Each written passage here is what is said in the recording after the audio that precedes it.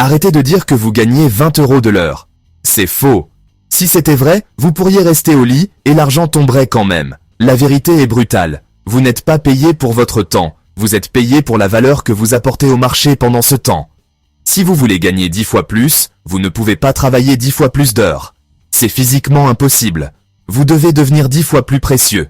Voici le secret qui a transformé un garçon de ferme fauché en millionnaire. Bienvenue sur Richesse interdite. Aujourd'hui, nous plongeons dans la leçon économique la plus importante de votre vie. Jim Rohn nous enseigne que le marché est comme une échelle. Certains sont en bas, d'autres en haut, et la seule chose qui les sépare, c'est ce qu'ils ont dans la tête et dans les mains. Nous allons voir pourquoi McDonald's paie le salaire minimum, comment certains atteignent 500 € de l'heure, et surtout le plan exact en 10, 10, 10 pour devenir financièrement indépendant en 20 ans.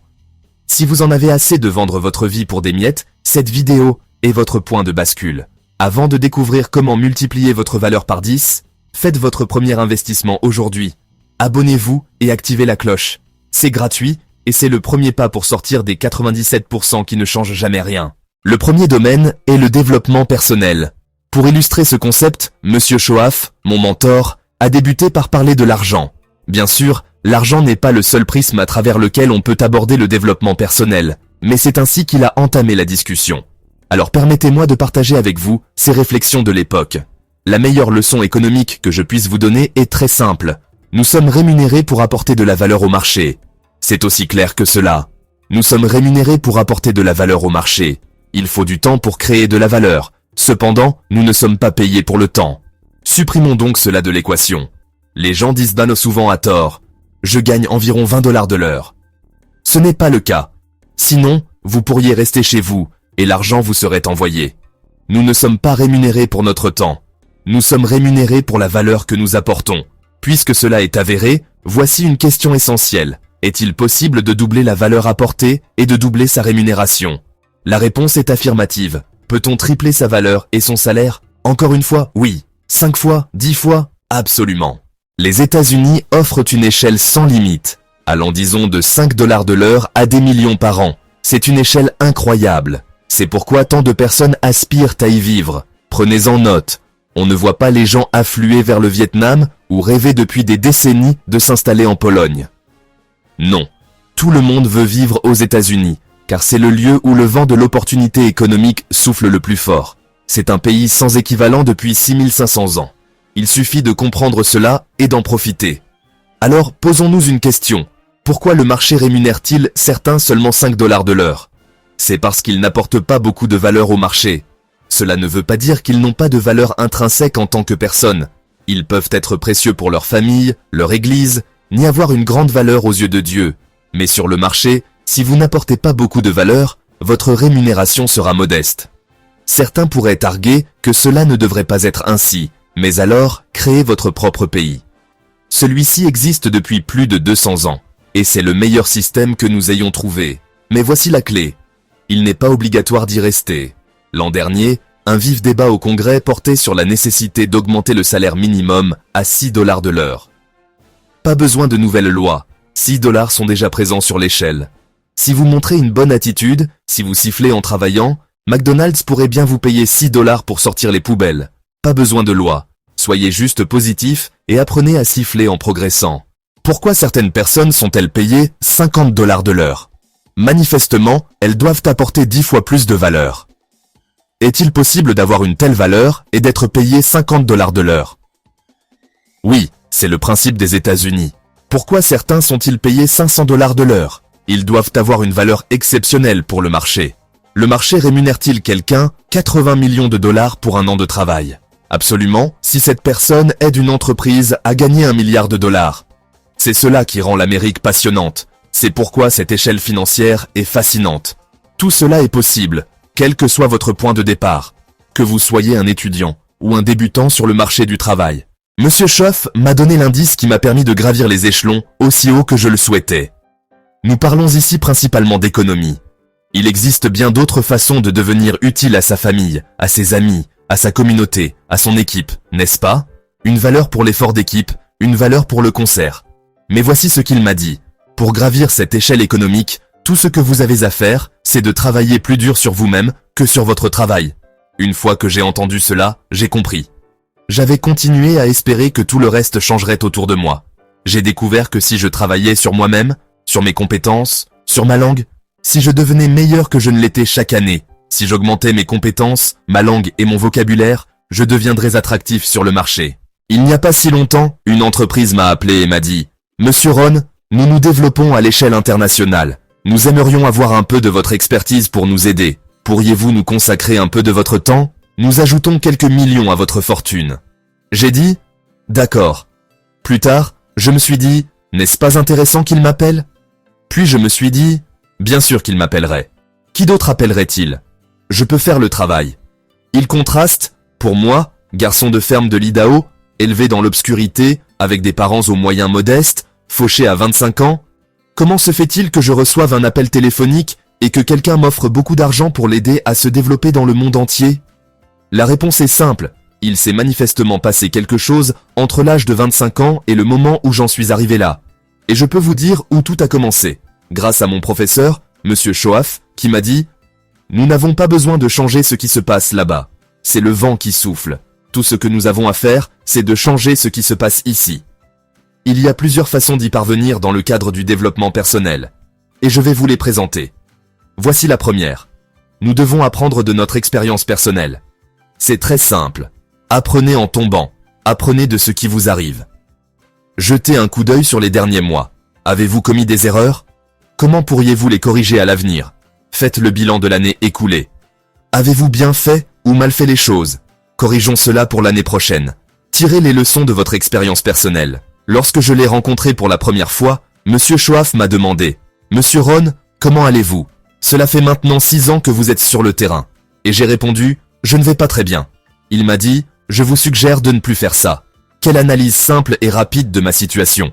Il m'a dit « Si vous continuez, les 6 prochaines années seront comme les 6 dernières. Vous ne voulez pas que cela arrive. Faisons les changements nécessaires. Tirez donc les leçons de votre expérience personnelle. » Voici maintenant la deuxième raison pour laquelle je suis venu partager cette expérience vidéo avec vous aujourd'hui, et que j'appelle OPE, Other People's Experience, l'expérience des autres personnes. C'est OPE, apprendre des autres. Les gens, c'est votre professeur. Les autres, ce sont vos amis et vos collègues. Les autres, les personnes que vous rencontrez et qui peuvent vous transmettre leur expérience. Ce qui leur est arrivé, les erreurs qu'ils ont commises, comment ils les ont corrigées, comment ils ont changé leur santé, leur compte en banque, leurs revenus et leur avenir. C'est tout, d'autres personnes. Il y a 2 types de personnes dont on peut tirer des leçons. Le premier est celui des échecs. C'est dommage que les personnes ayant échoué ne donnent pas de séminaire, n'est-ce pas? Ce serait très utile. Apportez votre carnet de notes, demandez-leur de vous raconter comment ils ont tout perdu, comment ils ont tout gâché, comment ils ont perdu leur santé, comment ils ont perdu leurs amitiés, et comment les choses n'ont pas bien marché. Mais nous devons aussi apprendre des personnes positives qui ont réussi. Ils sont en bonne santé et nous leur demandons « Comment êtes-vous devenu si riche ?» Ils ont les compétences, alors nous leur demandons « Comment avez-vous acquis tant d'habileté ?» Ils ont des revenus, alors nous leur demandons « Comment êtes-vous arrivé là en si peu de temps ?»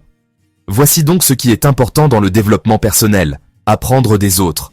Nous apprenons tout d'abord par l'observation. Nous apprenons de ce que nous voyons.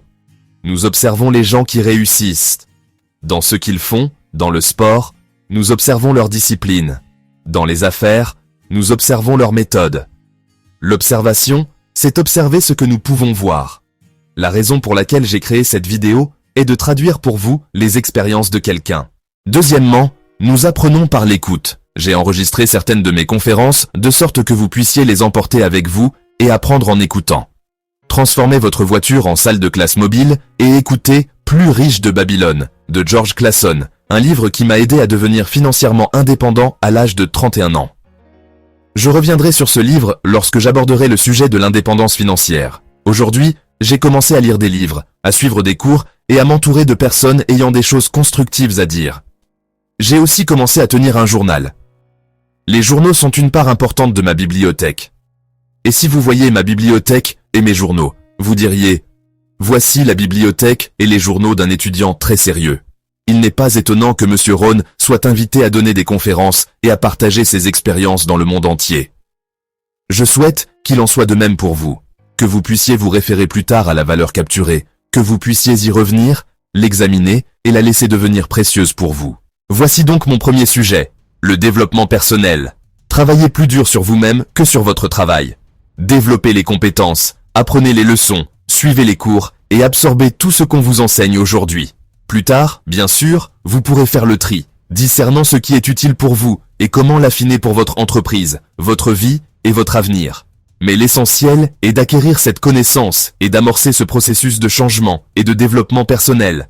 Et permettez-moi de le répéter, si vous changez, tout changera pour vous. Vous ne serez jamais le même.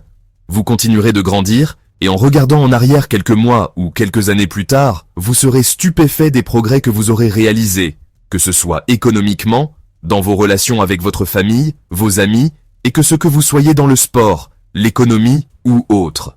Je vous assure que l'engagement dans le changement personnel et dans l'accroissement de la valeur personnelle peut vraiment rendre votre vie unique et digne d'être vécue. Passons maintenant au deuxième sujet, la fixation des objectifs.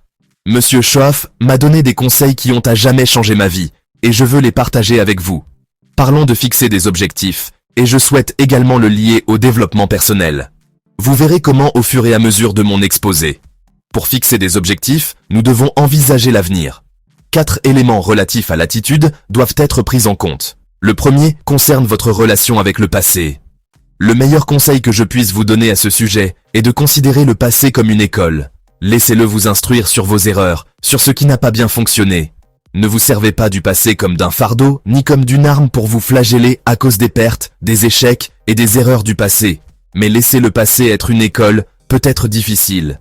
Nous avons tous vécu des moments difficiles. Si vous voyez positivement le passé, tirez-en de l'expérience et laissez-le vous instruire. Ensuite, c'est votre vision de l'avenir qui importe. Il faut concevoir soigneusement l'avenir. L'avenir est prometteur. Et comme nous le soulignons dans notre série sur le leadership, la promesse de l'avenir peut être une puissante motivation. Concernant l'avenir, il y a 2 façons de l'affronter. L'une est l'appréhension, l'autre est l'anticipation. Je vous promets que dans mes voyages à travers le monde, beaucoup abordent l'avenir avec appréhension, car ils ne l'ont pas bien conçu. Ils ont d'une certaine manière laissé d'autres le concevoir pour eux. Mais anticiper l'avenir est la meilleure manière de l'aborder. Vous pouvez anticiper l'avenir avec joie si celui-ci est clair et bien conçu. J'aimerais que vous réfléchissiez avec moi à des idées qui pourraient changer votre avenir en y réfléchissant et en examinant. Pour fixer des objectifs, c'est très simple. D'abord, décidez ce que vous voulez. Prenez un moment pour vous asseoir et réfléchir. Quelles compétences acquérir? Quel revenu désirer à l'avenir? Qu'est-ce qui me plairait? Où voudrais-je aller? Quel lieu aimerais-je visiter? Quelles habitudes aimerais-je acquérir? Quelles compétences aimerez-vous posséder? Prenez simplement un moment pour réfléchir à vos désirs financiers, relationnels, lieux à visiter, personnes à rencontrer.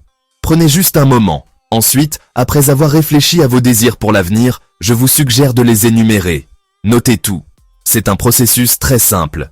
Puis, voici le 3e point. Conservez toutes vos anciennes listes. Je vous assure, garder mes anciennes listes d'objectifs m'a été très bénéfique. Je regarde en arrière, il y a 10 ou 20 ans, les objectifs que je me suis fixés, les listes que j'ai créées, et je souris maintenant en voyant ce que je considérais comme si important à l'époque. Aujourd'hui, certaines de ces choses ne figurent même plus sur ma liste. J'en ai une nouvelle. J'ai évolué, changé, mûri. Alors suivez ce conseil. Premièrement, décidez de ce que vous voulez. Deuxièmement, écrivez-le. Et troisièmement, gardez vos anciennes listes. Voici le 4e conseil. Lorsque vous réalisez quelque chose qui est sur l'une de ces listes, cochez-la. Une partie du plaisir d'avoir une liste, c'est de pouvoir la cocher. Si vous pouvez ajouter un élément dramatique à ce moment, vous verrez, c'est encore plus satisfaisant. Je m'étais fixé comme objectif de visiter l'Espagne il y a de très nombreuses années. Et lors de mon premier voyage en Espagne, j'avais emporté le journal contenant ma liste. Alors que j'avais ce journal sur les genoux, attendant l'atterrissage à Madrid, j'ai coché l'objectif dès que les roues ont touché la piste, ajoutant ainsi un peu de drame. Maintenant, voici ce qui est important à propos des listes et de la conception de votre avenir. Si l'avenir est clair, le prix à payer semble plus léger. N'oublions pas, chaque promesse a un prix. Tout le monde doit payer le prix. Tout le monde doit s'engager. Tout le monde doit exercer la discipline. Tout le monde doit payer. Mais ce que j'ai découvert, c'est que si la promesse est claire et significative, le prix est facile à payer. Le prix, c'est quelques formations. Le prix, c'est la lecture. Le prix, c'est quelques disciplines. Le prix, c'est de découvrir quelque chose qui améliorera votre vie, vous fera grandir, vous fera changer, vous fera évoluer. Donc la première partie de la clé est de concevoir la promesse. Ensuite, quel est le prix à payer? Je vous le dis, le prix sera accessible à n'importe qui, peu importe d'où vous venez, peu importe votre couleur de peau, votre religion, l'endroit où vous avez grandi ou vos circonstances. Je vous le dis, si vous visualisez clairement la promesse de l'avenir, les choses que vous désirez, les endroits où vous voulez aller, les choses que vous voulez posséder, la personne que vous voulez devenir, les compétences que vous voulez acquérir, les maisons que vous voulez, l'avenir que vous voulez, les amis que vous voulez, toutes les valeurs de la vie que vous pourriez désirer. Si vous les notez clairement, et si vous êtes sérieux à ce sujet, je vous assure que c'est un prix facile à payer. Tout le monde peut le payer. Et le meilleur conseil que je puisse vous donner, c'est que si j'ai pu le faire, vous le pouvez aussi. Un garçon de ferme de l'Idaho qui a grandi dans l'obscurité a transformé sa vie, l'a révolutionné, a découvert l'économie, l'avenir, la promesse. Et si j'ai pu le faire, vous le pouvez aussi.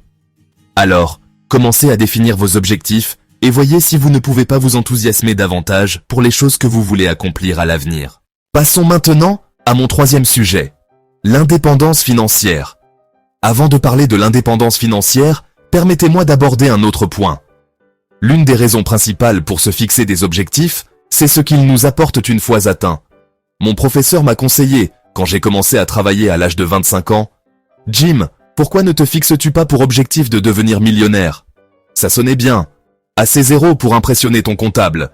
Il a dit, « Je suis là pour t'aider. Tu as 25 ans, tu n'as fait qu'une année d'université, tu as une belle famille, toutes les raisons de le faire. Alors pourquoi ne pas te fixer pour objectif de devenir millionnaire ?»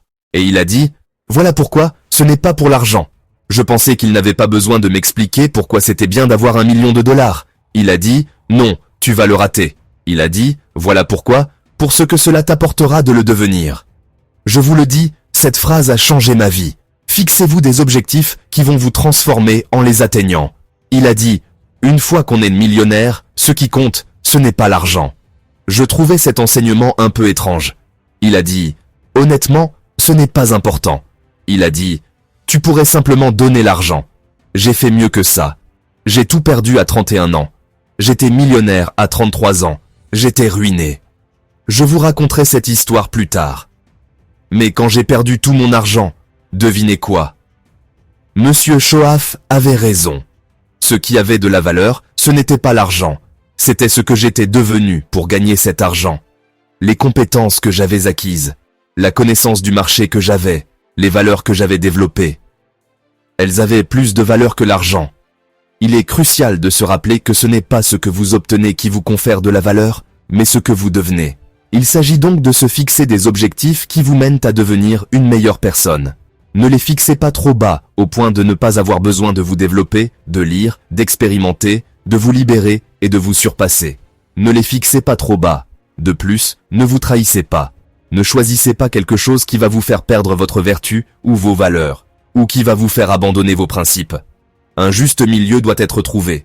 Des objectifs qui vous inspirent, des objectifs qui vous encouragent à grandir, à évoluer, à vous développer et à être meilleur. Maintenant, parlons de l'indépendance financière, de la manière de devenir riche à 40 ans, à 35 ans si vous êtes particulièrement brillant, et plutôt si vous trouvez une opportunité comme je l'ai fait. Laissez-moi vous montrer comment j'ai atteint l'indépendance financière. Pour commencer, j'apprécie l'expression « indépendance financière ». Certains sont un peu réticents à utiliser les termes « devenir riche » ou « s'enrichir », et je peux les comprendre. J'ai eu du mal à répondre à la question « Est-il moralement acceptable de vouloir devenir riche ?» Et peut-être que « riche » est un terme un peu trop fort. Donc j'ai trouvé une alternative qui me convient. Comment devenir financièrement indépendant? Je pense que c'est l'héritage de chacun ici, notamment en Amérique, de pouvoir atteindre l'indépendance financière. Permettez-moi de vous donner ma définition de l'indépendance financière. C'est la capacité de vivre des revenus de ses propres ressources. L'indépendance financière, cela dépend du style de vie que vous souhaitez mener. Certains peuvent avoir besoin de 2 ou 3 000 $ par mois, d'autres de 4 ou 5 000, ou même de 10 000 $ par mois, et quelques-uns peuvent avoir besoin de 100 000 $ par mois. Tout ce dont vous avez besoin pour vivre et que vous pouvez générer grâce à vos propres moyens, c'est ce que j'appelle la liberté financière. l'indépendance financière. Et laissez-moi vous montrer comment l'obtenir. Si vous commencez à 15 ans, entre 15 et 35 ans, vous avez 20 ans. Et à mon avis personnel, 20 ans, c'est assez de temps pour devenir financièrement indépendant. Si vous ne le faites pas, ce n'est probablement pas le pays qui est en faute, mais plutôt que vous n'avez pas le bon plan. Il est facile d'être une personne agréable avec un mauvais plan. Je me suis rendu compte à 25 ans que j'étais un type sympa, mais fauché. Mes plans jusqu'à ce moment, en particulier mon plan financier, m'ont laissé dans la misère. Je l'ai totalement modifié au cours des 6 années suivantes, et je suis devenu financièrement indépendant. Je sais donc de quoi je parle. C'est possible dans un laps de temps raisonnable. 20 ans, vous pouvez y parvenir plus rapidement si vous le voulez, mais c'est un délai assez raisonnable. Cependant, voici la première étape. Avoir la bonne philosophie. La philosophie est notre capacité à collecter des connaissances, à les trier et à décider ce qui a de la valeur, à élaborer une philosophie de vie, de santé, de relations familiales, d'économie. Et si vous développez la bonne philosophie, cela vous aidera à mettre les voiles pour atteindre vos destinations souhaitées, au lieu de vous retrouver comme moi, pendant les 6 premières années de ma vie économique, sans un sou, avec un compte bancaire vide. Permettez-moi de vous présenter quelques philosophies à considérer. La première s'appelle la philosophie des pauvres. Les pauvres dépensent généralement leur argent et investissent ce qui reste. C'est la philosophie des pauvres. Maintenant, la philosophie des riches. Les riches investissent leur argent et dépensent ce qui reste. Et voici la révélation surprenante. Le montant importe peu. Ce n'est pas le montant qui compte le plus, c'est la philosophie. Je vous invite donc à adopter cette philosophie. De l'investissement d'abord, dépense ensuite. Et j'ai une petite formule que je vais partager avec vous. Que doit faire un enfant avec $1 ? Il y a, je suis sûr, beaucoup de débats dans tout le pays sur ce qu'un enfant devrait faire avec $1. Voici une opinion. Ce n'est qu'un enfant et ce n'est qu'$. Quelle différence cela fait-il ? Eh bien, à mon avis, cela fait toute la différence du monde. L'avenir économique d'une personne commence avec un enfant et $1. Quelqu'un dit, on n'est jeune qu'une fois, laissons-les tout dépenser. Quand espérez-vous que cela s'arrête ? Quelqu'un dit, attendez au moins 50 ans, et soyez fauchés comme moi. Vous comprendrez et vous apprendrez. Eh bien non, nous ne voulons pas attendre si longtemps. Si j'avais su avant l'âge de 25 ans, j'aurais changé au lycée. S'il y avait eu des cours intitulés Richesse 1 et Richesse 2, je les aurais suivis. Je n'aurais pas attendu l'âge de 25 ans. Donc, plus c'est tôt, mieux c'est. Alors, que doit faire un enfant avec $1 pour commencer ? Voici un principe simple. Ne pas tout dépenser. Et si un enfant veut dépenser tout le $, il faut lui dire « Ne dépense pas tout ». Tu sais, ne dépense pas tout. Il dira « Pourquoi pas ? C'est mon $, je les gagne ». Vous dites « Je sais que tu la gagnes, mais ne dépense pas tout ». Il dira encore « Pourquoi pas ?» Tu lui dis « Laisse-moi te montrer pourquoi ». Vous le mettez dans votre voiture, vous l'emmenez à l'autre bout de la ville et vous lui montrez où vivent les gens qui dépensent tout leur argent. Il suffit de les emmener en voiture. Les enfants apprennent mieux par l'image. Faites le tour en voiture et dites « Aimerais-tu vivre ici ?» L'enfant « Non. » « Aimerais-tu vivre comme ces gens ?» L'enfant « Non. » « Non. » Alors tu ne peux pas dépenser tout le $. Les enfants comprendront le message. Alors, emmenez-les de l'autre côté de la ville. Faites-leur visiter, à moins que vous n'y habitiez déjà. Et alors, faites visiter quand même. Ne dépensez pas tout l'argent. Je vous promets que si vous avez commencé à l'âge de 15 ans, si vous avez plus de 15 ans, vous avez encore beaucoup de temps. Vous avez encore 20 ans, vous savez. Si vous avez 30 ans, vous avez encore 20 ans. Je veux dire, vous avez encore beaucoup de temps pour commencer ce que je suis sur le point de partager avec vous. Que faire avec $1 ? Voici mon premier conseil, ne dépensez jamais plus de 70 centimes. Maintenant, vous devez choisir un chiffre, et le chiffre que vous choisirez sera déterminé par votre philosophie. Il sera déterminé par ce qu'on vous enseigne ou par votre expérience d'apprentissage. Lorsque j'ai rencontré mon mentor Monsieur Shoaf, je dépensais environ 110% de chaque $. J'étais chez Budget Finance, en train de vendre mes meubles et ma voiture une fois de plus. Et j'ai appris une bien meilleure formule pour l'indépendance financière. La première, ne dépensez pas plus de 70 centimes. Les enfants me disent, qu'est-ce que je fais des 30 centimes restants ? Voici ce que je leur enseigne. 10 centimes pour la charite, pour l'église. Nous aidons les gens qui ne peuvent pas s'aider eux-mêmes. 10 centimes pour soutenir des projets dignes d'intérêt, des projets qui vous tiennent à cœur. 10 centimes sur chaque $. C'est ce qu'on appelle être généreux avec une partie de ce qu'on a reçu de la société.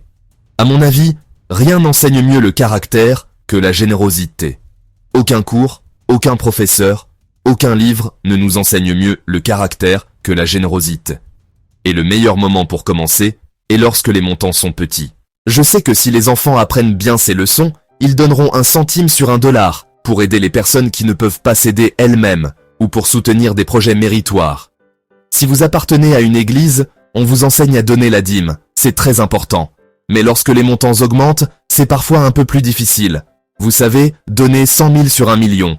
Quelqu'un dit « Oh, si j'avais 1 million, je donnerais 100 000 ». Je ne suis pas sûr que ce soit si facile. Il faut donc commencer par les petits montants. 10 centimes sur $1. D'accord, considérons les 10 centimes suivants. Je nomme cela le capital actif. Le capital actif implique qu'il faut agir pour réaliser un profit.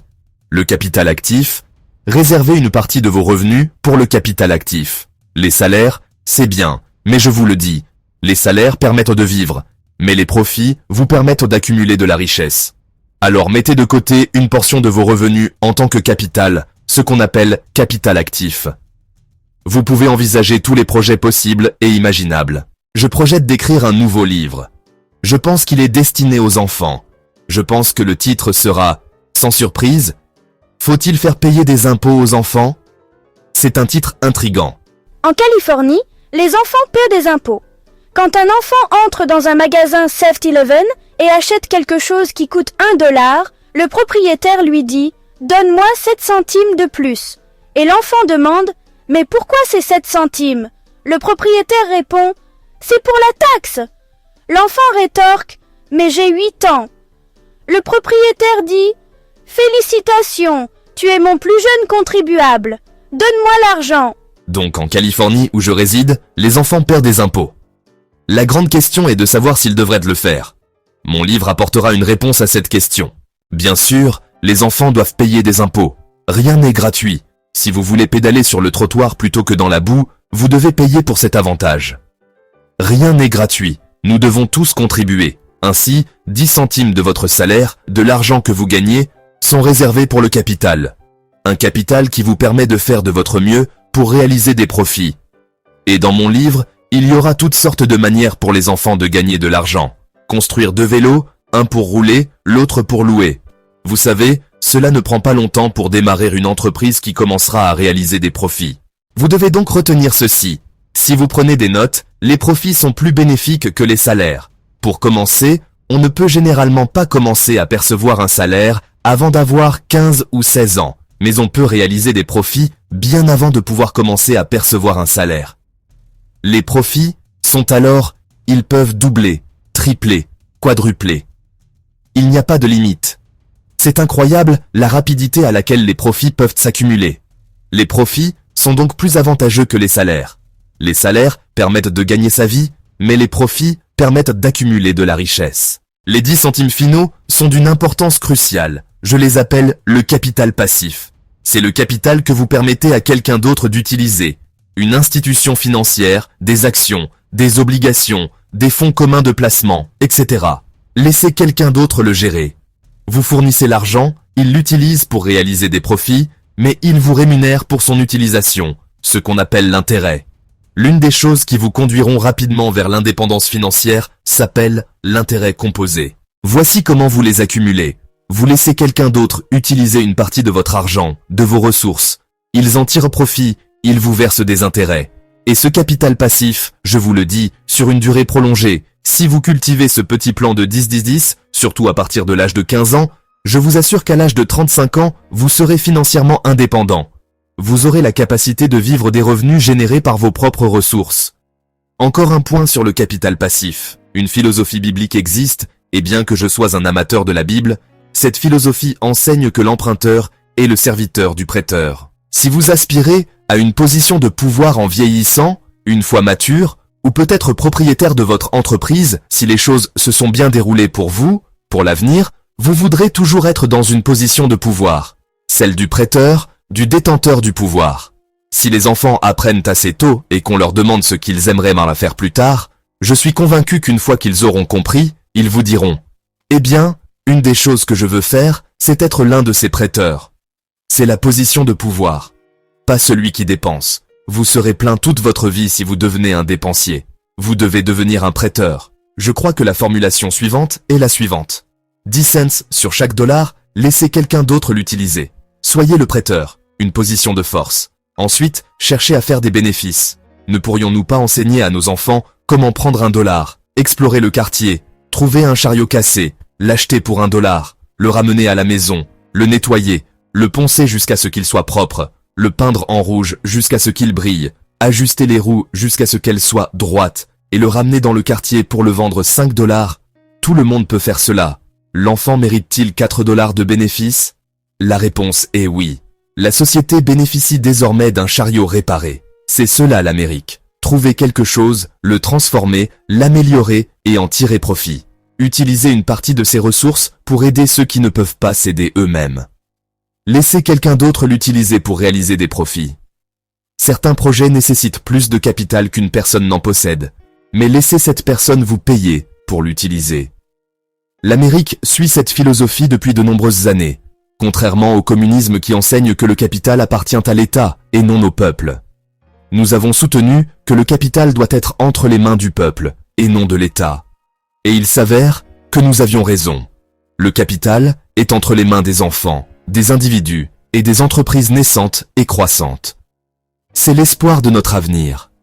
J'espère que cette formule simple vous sera utile. Une autre clé de l'indépendance financière réside dans l'attitude.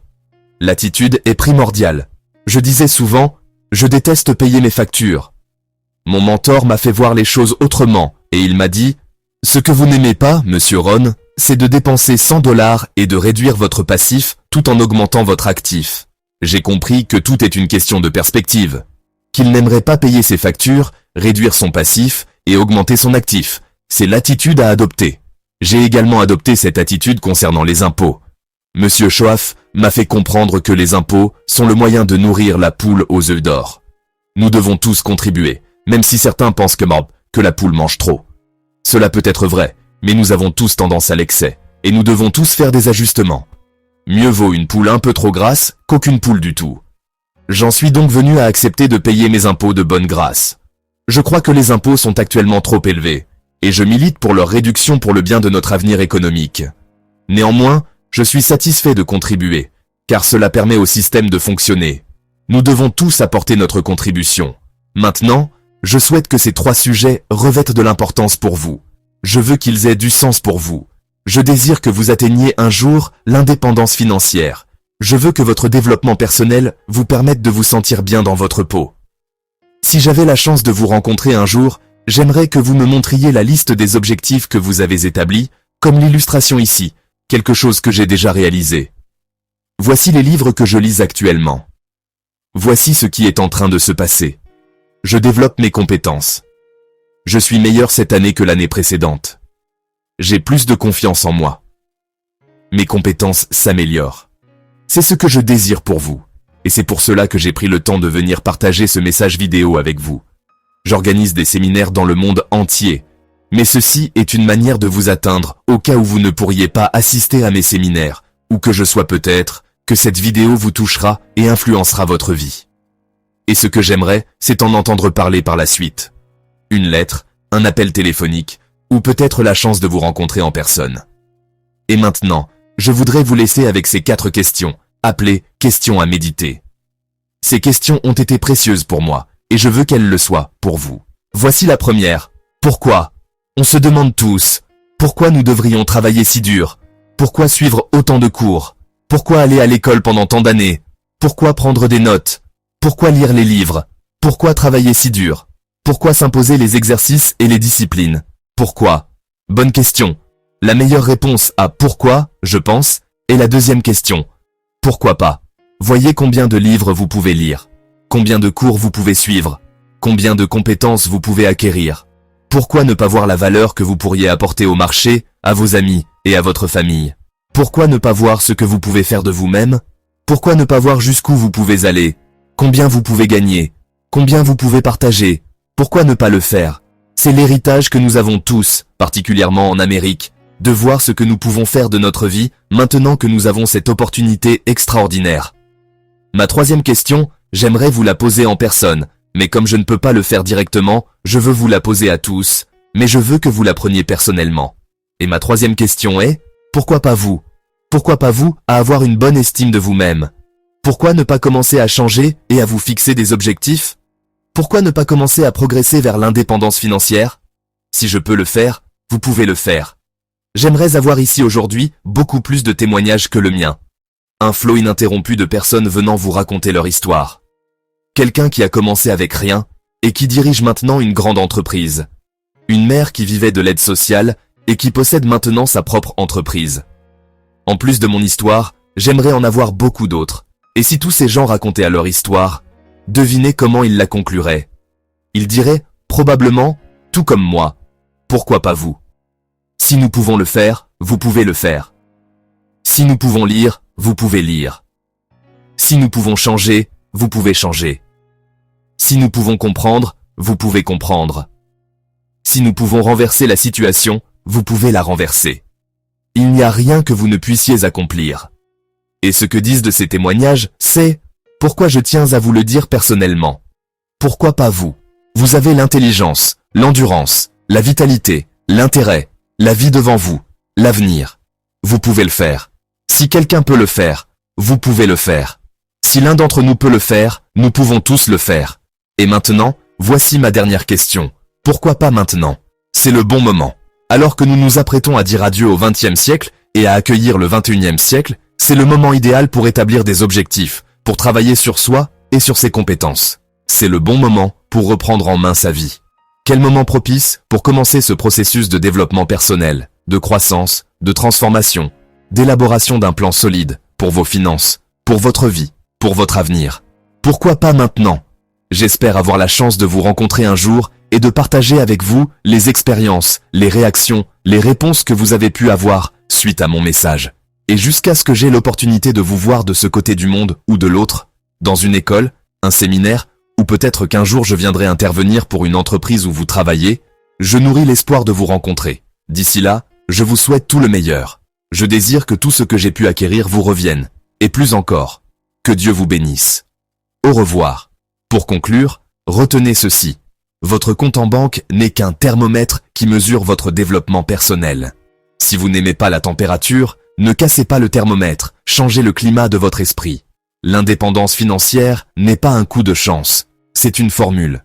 70 centimes pour vivre, 10 pour la charité, 10 pour vos projets et 10 pour vos intérêts.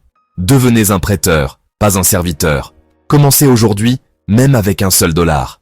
Travaillez plus dur sur vous-même que sur votre travail, et je vous promets que le marché finira par vous poursuivre pour vous offrir des opportunités que vous n'auriez jamais osé imaginer. Si cette leçon a réveillé quelque chose en vous, laissez un j'aime pour soutenir la diffusion de cette sagesse. Commentez « Valeur » si vous vous engagez à travailler sur vous-même dès ce soir. Le vent souffle pour tout le monde, mais c'est vous qui tenez la voile. À très vite sur Richesse Interdite.